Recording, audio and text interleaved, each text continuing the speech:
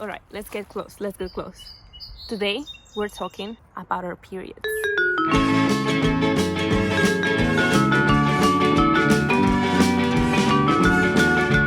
If you're tracking your period like I am, you might be noticing that your period is always moving and maybe sometimes your flow it's a little bit more than other times. If you have been experiencing something like this, there is nothing to worry about. Our bodies are actually very connected with the way we live life. And for that reason, I decided to invite Dr. 𝘂𝗵𝗺𝗃 so she can talk to us about what is an irregular period, when to seek for help, what to do with period cramps, and literally everything you need to know about your period.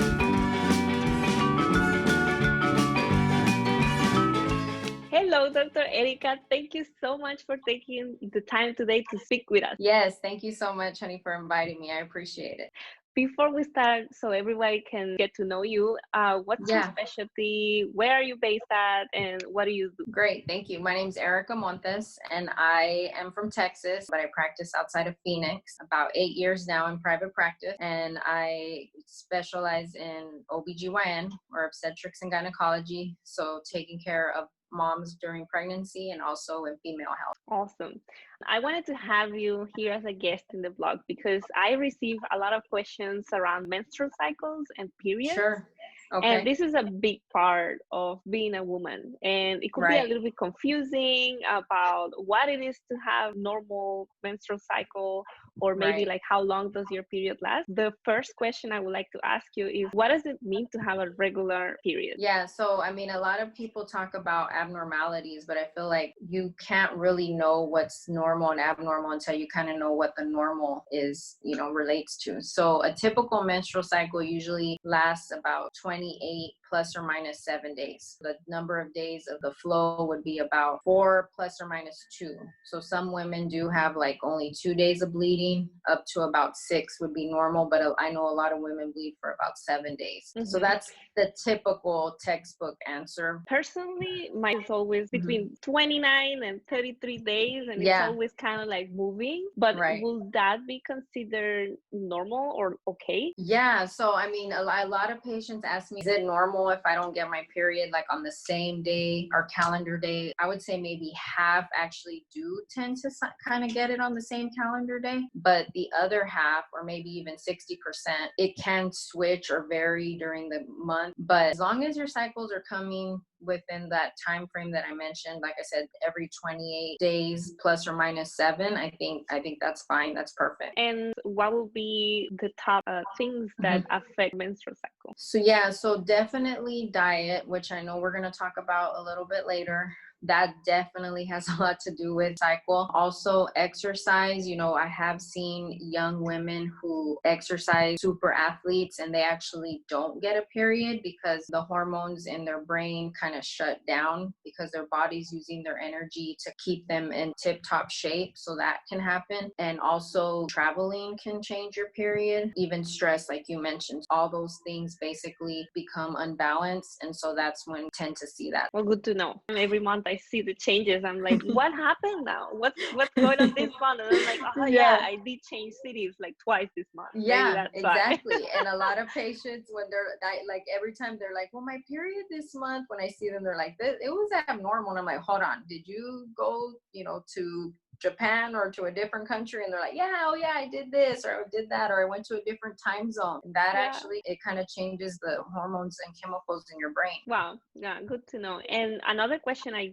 received a lot, is it normal to bleed more some periods than others? The textbooks basically say you lose between like 20 and 60 milliliters for a whole period. And to me, thinking about that, I feel like that's like a small amount. So I don't even think that could be real. But again, going back to diet can potentially change if you bleed more, if you eat more estrogenic foods, which increase your estrogen levels. That potentially could make you bleed heavier in a certain cycle because estrogen promotes the growth of the lining inside your uterus.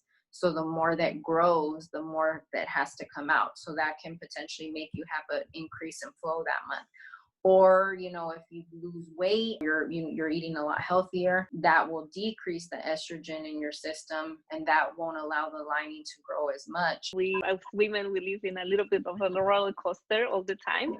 So I Right. guess our periods are like that as well. So how could we Right. identify when we'll be needing to see a medical Right. doctor? So, I would say about 10 to 30% of women in their reproductive age can have what we call abnormal uterine bleeding for a variety of reasons, but also about 50% of women in the perimenopausal age range, which is about 3 years right before you go through menopause. And menopause is usually about age 51, 52. So the numbers are pretty high. So if you feel like you might have an abnormal cycle, don't think that you're uncommon, because it can be pretty common. You tend to notice that your cycles are very heavy. And when I say heavy, I mean like you're soaking, more than 1 pad an hour, or you're having large blood clots, which are bigger than a golf ball size. That can be an abnormality. Also, if you're noticing that your periods are becoming more painful, that's going to be definitely a reason to be seen. Bleeding in between periods, you should have your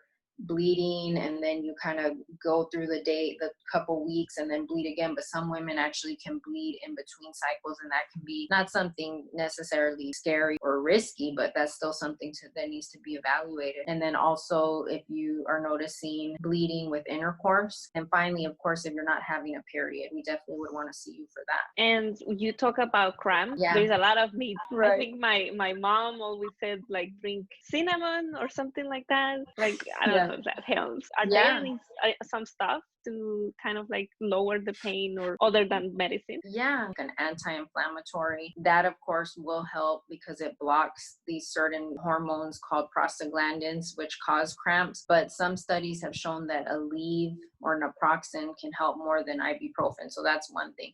One thing that I know works well, and not only for period cramps, but also for like intestinal pains, you can use peppermint or chamomile tea. That helps a lot. We actually tell patients after a surgery to drink peppermint tea because it helps calm your bowels down. And then also 2 other natural remedies would be ginger, 1/4 teaspoon to 1/2 teaspoon a day while you're on your period, because it does help decrease inflammation. And then also turmeric. You can either use it as a spice, in your water, in your tea, and soups, things like that, or you can buy it in a capsule form. And that even works for any kind of pain. So if you have like a backache because you were exercising too much, or you have, like a leg cramp or a headache, that will help almost with any kind of pain. Can you explain us what is a menstrual cycle? Because a menstrual cycle often gets confused by a period. Is it the same or is it different? So the menstrual cycle is kind of split up into 3 parts, which would be the period or menstruation. Right after that is ovulation, which kind of happens mid-cycle. And then the final part is called the luteal phase, which is basically the part where a lot of women feel PMS symptoms. I totally resemble with that. Like I get so emotional right before my period. I just cry like 5 times a day for no reason, anything like makes me sad. It's funny. Yeah. And it's a real thing. Women make fun. They're like, I have PMS, and they think it's not a real thing, but it is. It really is. And it's hormone related. And, we're going to talk about some diet changes you can do to help that. Yeah, let's go to that. So there is a lot of people that promotes the idea of changing your diet per cycle. Can you talk to us a little bit about that? Yeah, so let's go back to the 3 phases. So during the period or the bleeding days, you want to try to avoid as much or large amounts of like sugar, caffeine, and alcohol, because all those worsen or aggravate the symptoms that you already feel when you're on your period, like bloating, breast tenderness, things like that. And then during ovulation, that's when your hormone levels are super high because you're just about to ovulate. And so you want to eat foods that are anti-inflammatory, which are going to be like whole fruits, veggies, just, eating healthy as much as possible. And especially if you want to try to get pregnant, you want to get more protein, plant-based foods versus animal-based foods. So that's something to consider. And then during the luteal phase, which is the premenstrual syndrome phase or the PMS phase, a lot of women have mood changes that we were talking about a minute ago. Farsi's like, yep, that's me. So you want to increase your serotonin levels, which are like your feel-good hormones. Things like green leafy vegetables, quinoa, foods that are rich in magnesium, which could be like chocolate, not that much, but a little bit of chocolate. Also like pumpkin seeds and things like that. And then the final thought on diet, if you're feeling like a lot of changes, you also want to try to eat every 3 to 4 hours to keep your blood sugar stable, and that will help with like mood swings and stuff too. Before I let you go, where can we contact you? Yeah, you can find a lot of my information on my blog's website, which is www.themodernmujer.com. I also have the web page in Spanish, so you can go to 𝗀𝗲𝗺𝗀𝗺𝗺𝗺𝗺 and you can also find me on Instagram at the.modern.mujer. Highly recommend following the Modern Mujer. It's such an amazing page. By having a better understanding on how your body works, you can make changes in order to live a better life. I know now that before my period, I won't schedule any important meetings or calls, or I won't be pushing my body so hard for a workout because I know I will have lower energy. If you're not getting your period every month, please make sure to consult with a healthcare professional. Remember that our body will always try to send us signs when something is not working right. So being proactive is key to stay healthy. I hope that all this information helps you understand a little bit more about your body and your power as a woman. If you have any more questions about anything regarding your health and wellness, please remember, do not ask Google, ask Fercci.